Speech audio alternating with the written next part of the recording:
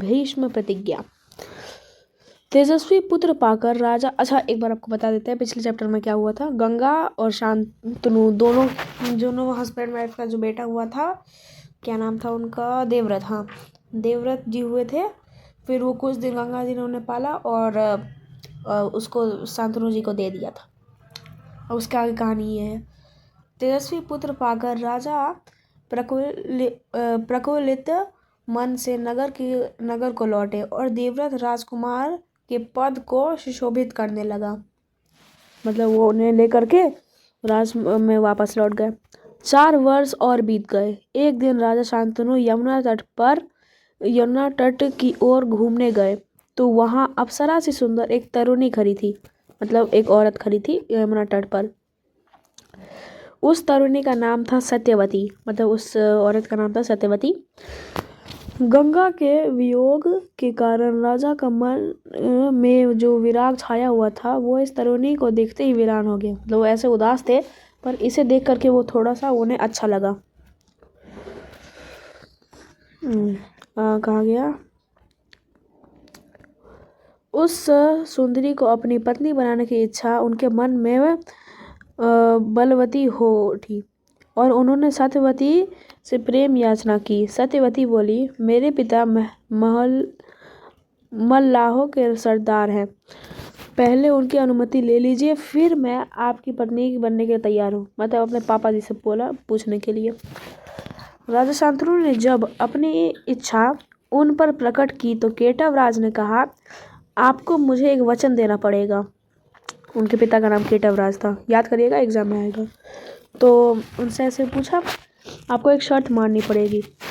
राजा ने कहा, जो मांगोगे वो दूंगा, यदि यह मेरे लिए अनुचित ना हो। केटवराज बोले, आपके बाद हस्तिनापुर के राज सिंहासन पर मेरी लड़की का पुत्र बैठेगा। ऐसे मतलब ऐसे होता है, तो जो राजा का पुत्र होता है वो बैठता है, जो कि पहले से ही भीष्म थे, देवव्रत जी थे। पर इन्होंने बोला कि मैं नहीं बैठूंगा, बल्कि मेरा जो मतलब आपका देवव्रत नहीं बैठेगा, बल्कि जो सत्यवती का पुत्र होगा वो बैठेगा। उसके बाद, इस बात का आप मुझे वचन दे सकते हैं? वचन देने बोला। केटवराज की यह शर्त राजा शांतनु को नागवार लगी, मतलब बहुत ठेस पहुंचाई। गंगा सूत को छोड़कर अन्य किसी को राजगद्दी पर बैठाने की कल्पना हो तक उनसे न हो सकी। वो बैठाना नहीं चाहते थे उसको। निराश और उद्ग्रीन मन से वह नगरी की ओर लौट गए। किसी से कुछ भी ना कर सके और चिंता उनके मन में को कीड़े की तरह कुतर कुतर कर खाने लगी। मतलब बहुत टेंशन में आ गए। देवव्रत ने देखा कि उसके पिता के मन में कोई ना कोई व्यथा समाई हुई है। एक दिन उसने शांतनु से पूछा, पिताजी, संसार का कोई भी सुख ऐसा नहीं है जो आपको प्राप्त ना हो, फिर आप कुछ दिनों से इतने दुखी दिखाई दे रहे हैं। मतलब उन्होंने बोला कि ऐसा कोई सुख नहीं है जो आपके पास ना हो। राजा थे ना, पर फिर भी आप दुखी क्यों हैं? आपको किस बात की चिंता है? यद्यपि शांतनु ने गोलमोल बातें बताई, बहाना लगा दिया, फिर भी कुशाग्र बुद्धि देवव्रत को बात समझते देर न लगी। तो वो बहुत बुद्धिमान थे, इसलिए उन्हें देर न लगी। उन्होंने राजा के सारथी से पूछताछ करके उन दिन केटवराज से यमुना नदी के किनारे जो कुछ बातें हुई उनका पता लगा लिया। मतलब उनके जो सारथी थे उससे सब कुछ पता लगा लिया। पिताजी के मन में व्यथा जानकर देवव्रत सीधे केटवराज के पास गए और उनसे कहा कि वह अपनी पुत्री सत्यवती का विवाह महाराज शांतनु से कर दे। हाँ, तो उन्होंने कहा, उस राजा केटवराज के पास गए, उन्हें बोला कि आपकी पुत्री जो है उनका विवाह शांतनु जी से करवा दे। केटवराज ने वही शर्त वापस उनके सामने रख दी, दोहरा दी, जो उन्होंने शांतनु के सामने रखी थी। देवव्रत ने कहा, यदि तुम्हारी आपत्ति का कारण यही है तो मैं वचन देता हूँ कि मैं राज्य का लोभ नहीं करूँगा। वचन उन्होंने नाम लिया। सत्यवती का पुत्र ही मेरे पिता के बाद राजा बनेगा। केटवराज इससे संतुष्ट न हुए, इतना उन्हें मतलब बस नहीं उन्हें चाहिए था। उसके बाद उन्होंने और दूर की सोची। बोले, आर्यपुत्र, इस बात का मुझे पूरा भरोसा है कि आप अपने वचन पर अटल रहेंगे, किंतु आपकी संतान से मैं वैसी आशा कैसे कर सकता हूँ? आप जैसे वीर का पुत्र भी तो वीर ही होगा। बहुत संभव है कि वह मेरे नाती का राज छीनने का प्रयत्न करे। इसके लिए आपके पास क्या उत्तर है?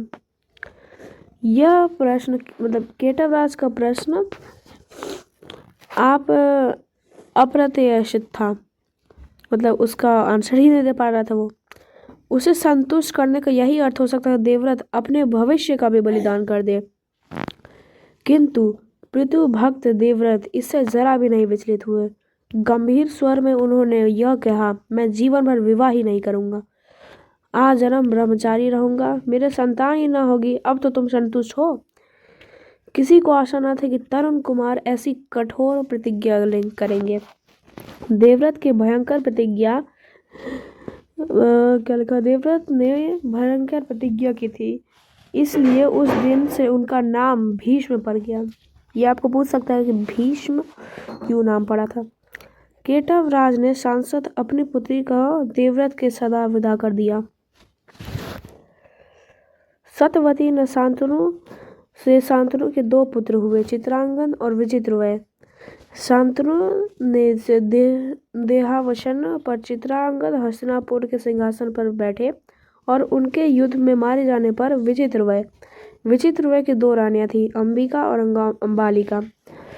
अंबिका के पुत्र थे धृतराष्ट्र और अंबालिका के पांडु। धृतराष्ट्र के पुत्र कौरव कहलाए और पांडु के पुत्र पांडव। महात्मा भीष्म शांतनु के बाद से कुरुक्षेत्र युद्ध का अंत होने तक उस विशाल राजवंश के सामान्य कुल नायक और पूज्य बने रहे। शांतनु के बाद कुरुवंश का क्रम यह रहा। अब क्रम बता रहे हैं। सबसे पहले शुरू करते हैं शांतनु, जिनकी थी 2 रानियां। एक गंगा से देवव्रत जी हुए। देवव्रत ने शादी वादी की नहीं, तो दूसरी तरफ सत्यवती से 2 पुत्र हुए, चित्रांगद और विचित्रवय। चित्रांगद काफी जल्दी युद्ध में जब मारे गए, इसलिए उनका भाई विचित्रवय राजा बना, जिनकी भी 2 रानियां, अंबिका और अंबालिका।